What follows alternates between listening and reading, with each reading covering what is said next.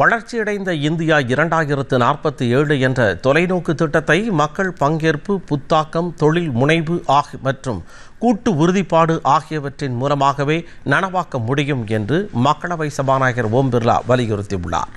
தில்லியில் நடைபெற்ற கருத்தரங்கு ஒன்றில் பங்கேற்று பேசிய அவர், வளர்ச்சியின் மூலம் கிடைக்கும் பலன்கள் சமூகத்தின் அனைத்து பிரிவினரையும் சென்றடைவதை உறுதி செய்ய தொழில் முனையவும் தேச கட்டமைப்பு ஒன்றிணைந்து முன்னேற வேண்டும் என்று தெரிவித்தார். உள்ளடக்கிய வளர்ச்சி, சமூக பொறுப்புணர்வு மற்றும் குடிமக்களின் ஈடுபாடு ஆகியவற்றின் அடிப்படையிலேயே இந்தியா வளர்ந்த நாடாக மாறுவதற்கான பயணம் அமைய வேண்டும் என்று அவர் சுட்டிக்காட்டினார். எதிர்காலத்தை வடிவமைப்பதில் இளைஞர்களின் பங்கை எடுத்துரைத்த மக்களவை சபாநாயகர் ஓம் பிர்லா, கல்வி, அறிவு, திறன் மற்றும் தொழில்நுட்ப திறன் கொண்ட இளைஞர்களே வளர்ச்சியடைந்த இந்தியா 2047 மிகப்பெரிய பலம் என்று கூறினார்.